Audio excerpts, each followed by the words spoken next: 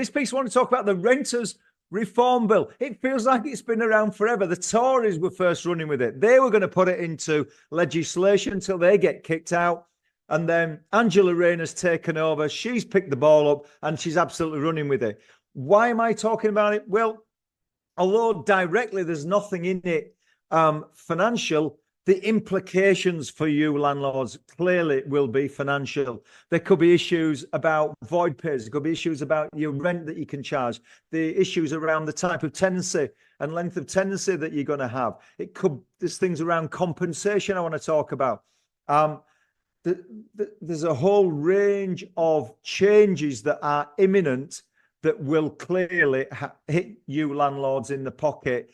And so to be forewarned, to be forearmed, I'm a portfolio landlord, so I am going through with a fine-tooth comb this 200-page document that's currently out there. It was issued last week.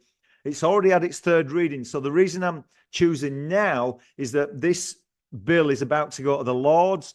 I don't expect any major contention from the Lords, so I would expect it to be enacted fairly soon.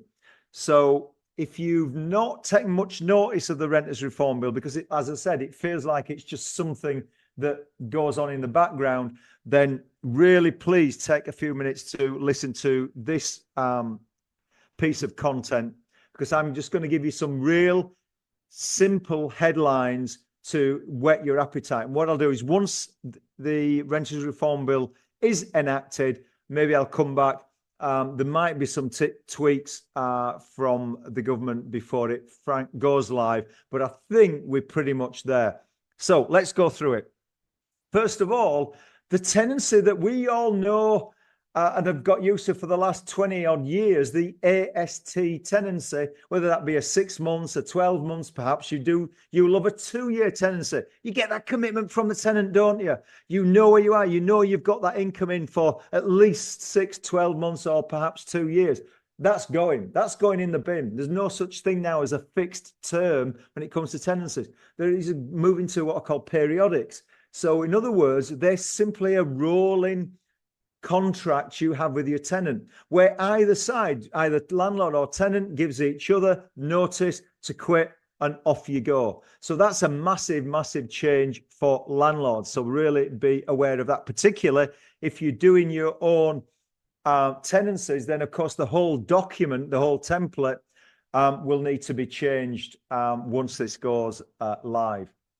Now, rent rises. Of course, we know as landlords that rents have been really trying to play catch up simply because of the exponential increase in mortgage rates of the last 2 years. So landlords, I'd say on average, interest rates, rents have been going up at, in double digits for the last 2 years. But in the bill, there will now be an opportunity for tenants to challenge that rent rise in a way that's not been as simple for them historically. So as a landlord, you really should be really mindful of what those rental increases, when you're about to write a letter to the tenant saying the rent's going up from X to Y, that you're not trying to push that envelope a little too far, because it's going to be a simpler mechanism for a tenant to challenge that. Now, here's the thing, because when challenged, it's going to go to some form of arbitration or that will not only look at what the rate rise that you're looking to do, but here's the worst case for a landlord. Here's the worst case, and this is important. Not only could the arbitrators assess the rent increase and decide that that's too much, they could say that the current rent you're charging is too much and force you to reduce the rent you're currently charging to your tenant. So be really mindful of rattling that cage and pushing that rent up too much. That would be my advice as a landlord. Try and be streetwise about it. Don't be overly greedy and be almost forcing the tenants to challenge that rent rise. Now, grounds for possession. This is at the heart of the Renters Reform Bill. Fundamentally, what is going to be kicked into the long grass and essentially outlawed is repossessing a property without any grounds whatsoever. So right now in January 2025, we can give notice to a tenant, but give absolutely no reason. That's called the Section 21 notice. That is going, it's getting torn up. Now, there's always also been a Section 8 notice, because if you had a particular grounds for repossession, the obvious one, rent arrears, maybe it's antisocial behavior, maybe it's damage to the property. You've always had a box you could tick and put on that Section 8. This is why I'm kicking the tenants out and repossessing the property. And that will be acceptable under the courts as long as you could prove that. Now, the new Section 8 is widening. There's more reasons that us as landlords can use to possess the property. So, as a landlord, I actually think, yes, Section 21's going, but on the other hand, the new Section 8 feels quite fair to me. And to give you a little bit of a heads up, let's say you wanted to sell the property. So that will now become a valid reason that you can put on your Section 8 to repossess the property. It might be that you want to move into the property, or family members want to move into the property.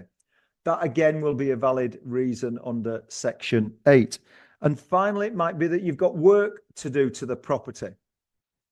And as such, the tenants can no longer be in there because the works are quite significant. So again, Section 8 would allow you to give notice to your tenants and you can do the work.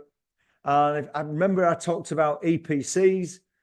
They're still a long way away, but once the grade C of an EPC comes in, then, it might be that there's work that needs to be done to the property to get it from where it is now up to a class C. And you might think, well, how am I going to get my tenants out? Well, under the new Section 8 rules, you'll be able to give notice to your tenants, get the work done, and then you can advertise new tenants coming back in. Now, compensation. This is a word that's going to strike fear through many landlords, isn't it? It's not a good thing when you see that word. So compensation will be something now that it's in the bill. I'm sure it's here to stay.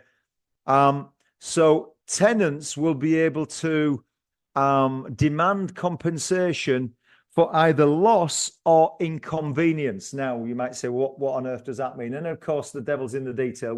There's a few examples, but we may have to wait and see. But here's one example. Let's say the tenant has asked you to undertake some repairs and you've dragged your feet and you've just not done it, and it's caused inconvenience, it's caused hassle, it's caused an issue to your tenants. It might be that the tenants decide to take you through a process that means that you'll be forced as a landlord to pay some compensation. So this is just one of a number of examples, but really be mindful now about the relationship you've got with your tenants, how fair you are with your tenants, because they will have now on their side this opportunity to go for compensation if they think, and it is backed up, that a landlord is being unfair. And so, that's something that we should really be mindful of.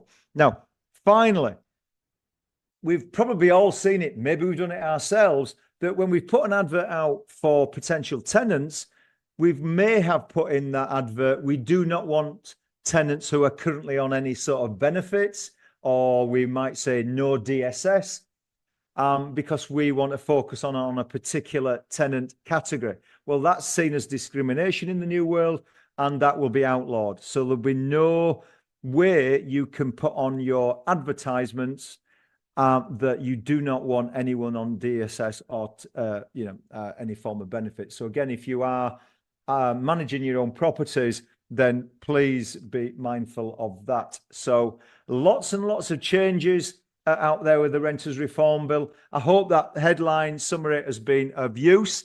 And as I said, once it's come back from the House of Lords, and I expect it to go through the Commons now with very little future amendments, But if there is any, I'll pick up on it, I'll summarize in it, and I'll get it out to you guys. So I hope that's been of use to you today.